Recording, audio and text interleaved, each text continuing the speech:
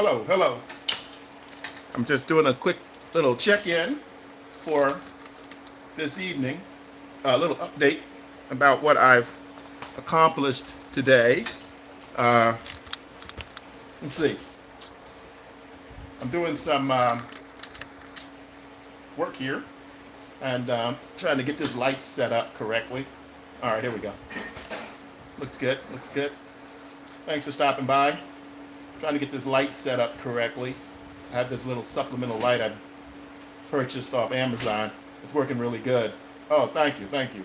Thanks for the yellow shirt. Yes, yes. Trying to do some, came up with an idea that I wanted to play around with. A few years ago, more than a few years ago, somewhere between 6 to 10 years ago, a couple of named filmmakers had created some graphic novels for use on the internet, like YouTube and different channels. I think some of them had so much funding in place that they were able to, let me change this light a little bit.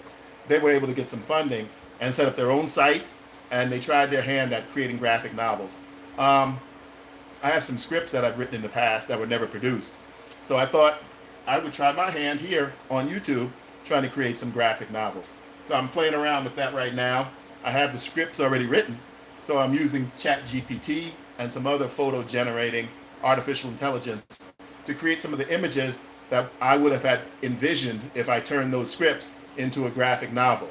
So I'm having some success here. But one thing about ChatGPT that it's wonderful, it's great, and also all the other photo generating images, the consistency. If you're trying to get them to replicate a character that you already have in mind, sometimes it can be difficult. I've been sitting here for almost 2 hours working with ChatGPT, typing and retyping prompts to try and get it to match a face image. And it's come close a couple of times, but then there's always something wrong with it. And then if it doesn't match exactly, then it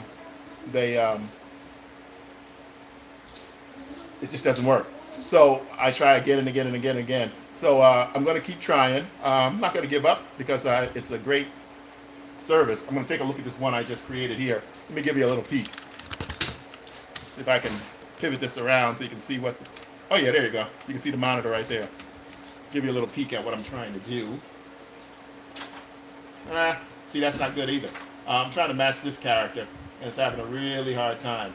It's giving me some other images, but I'm going to try again. Let's see, so I'm going to give it another prompt.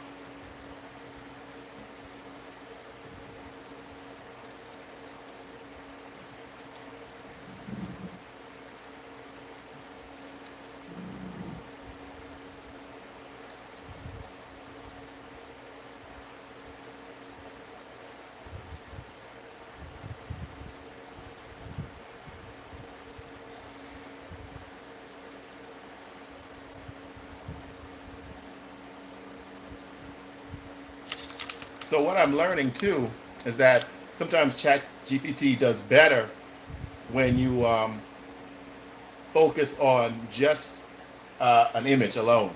I've been I've had great success so far with ChatGPT. I've been creating some thumbnail images, and what I started doing, what I learned was that if I focus on the face of the character alone, and it creates the image of the character, and then it creates it as a PNG file, and then I can take that PNG file and I can combine it with any background.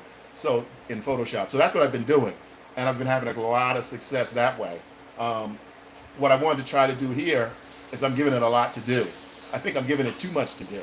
So what I might do next, which I'm just actually thought of talking to you guys, I might try a few where I create the background and the physical characters separately. But that's going to be a little bit more difficult because I want the characters posed in these scenes. And I'm hoping that once I create a character that I find acceptable, I can use those characters and put the same character in different scenes. So that's where I'm at right now. I want to create a little teeny trailer as a test, and I'm planning to do that tonight, working a little bit tonight, and then tomorrow morning. I'm actually supposed to be working on this, editing this feature film, not a feature film, sorry, a short film that I shot last week, and it's going pretty good. Hello, thanks for stopping in. Please check out my channel below and subscribe if you can. I appreciate it. I have a lot of comedy stuff on there, creating more content every day. I keep working on this. I've celebrating my first milestone, 500 subscribers, and I've already moved on from there. So things are going in the right direction. I just need to get my watch hours up. That's why I decided to come on here and say hello to you guys every once in a while when I have something to talk about. This vertical streaming is great. I get to meet new people like yourselves and ask you to come to my channel, look at some of my content, and I don't stay on that long. I tried before trying to pull a page out of the gamer book and show what I'm doing here, my editing, but editing is definitely not as interesting as as video gaming. So you get a lot of people watching other people playing their video games, but not that many people wanted to watch me edit, because editing video is very slow. That short I'm working on today, I edited one scene and I had to do automatic dialogue replacement, which is called ADR, and I had to replace the dialogue of the characters because where we shot it was really windy, and so we had to replace their dialogue, and so I did that, and it turned out great. I was a little bit worried about that at first, and but I got it to work, so it's really acceptable. Sometimes the actors took longer pauses. Actors took longer pauses than they did when they shot the scene, or vice versa. So I had to end up going line by line and moving it around. But their lip sync turned out pretty close. And then wherever it didn't turn out close, what I would do was make an L cut. Now an L cut is if you're watching a movie or a television show and you'll hear a character speaking before you see that character. So you might be looking at, say for instance me, and if I'm talking to somebody off camera, you might hear the person off camera say, James, what are you doing? And then I'll turn this way, and then the camera will cut to the person at the doorway talking. So that's called an L cut, and it's used a lot in film and television. It's a staple of editing, and it's actually a great tool or a device that you can use to match lip sync and make stuff get in order. Because when someone's off camera and you hear them speaking, you're not worried about their lip sync. So you can use that as a device to fix something. There's all kinds of little tricks that editors have that they use to make the actors look good, and that's their job. If you notice the editing, then the editor's not doing a good job. So the editing is supposed to be seamless, and the viewer really shouldn't be called attention to the editing and say, oh, whoa, that was some interesting editing, unless the director is trying to do something with the editing to make you notice it. So there are a few things that directors do when they want you to pay attention to the editing, and it's very rare. Most programs, films and television show, the editing should be unnoticeable because that pulls the viewer out of the show and makes them start thinking about other stuff. Sometimes with movies, especially action movies or music videos, music videos do that a lot. They'll make you pay attention to the editing because so many things are happening, so many things are crazy. But that's style, that's creativity. I actually love music videos. I've done a few in the past, not as many as I wanted to do, but I've done a few, and I love the freedom and the creativity because you can do anything. You can move the camera everywhere, up and down, and things don't have to be consistent. Things don't have to flow right behind the other like a television or a film program does. But most of my editing style is just traditional. Sometimes I'll do some wacky stuff, but most of the time my editing is really traditional and just stays behind the scenes.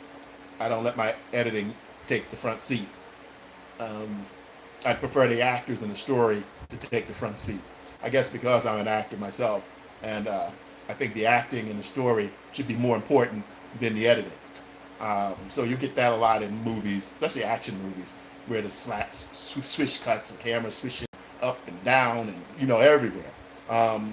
So I know that's a style, and so I see everyone's dropped off, so I'll get back to you guys later. I might drop back in later tonight, but I'm going to go back to what I'm working on, and I'm going to be jumping on and off this vertical streaming. That's the way I'm going to do it. If you guys could come down, somebody could go down, and my day's going good. Thanks for asking. If any of you guys who are watching me haven't subscribed, I really appreciate it if you go to my channel, check out some of my work, and subscribe for me. I'm on my journey to become monetized, and my goal is to make more content for YouTube, entertaining, comedy. I'm going to kind of stay away from the drama, but I want more comedy because comedy plays the best here on YouTube. That's obvious. Everybody knows that. And I'd like to see more series made for YouTube. So that's what I'm going to plan to do. I don't know how it's going to turn out, if it's going to be valuable or if it's going to pick up and go off and other people start doing the same thing. But that's what I want to do. I'm going to make more either some vertical like this, and then I'm also going to make, portrait style series. All short little episodes, and we'll see where it goes. I'm hoping it goes where I want, and it's accepted positively by you guys, our viewers. And but it's a great opportunity for me to come out here and create some of these ideas that I've had for years. I have a number of scripts I've written over the years. So I will see you. Thanks for stopping by. Make sure you subscribe for me. I appreciate that. Go to my channel, look around, take your time. There's a lot of stuff there. And I will see you in the next one.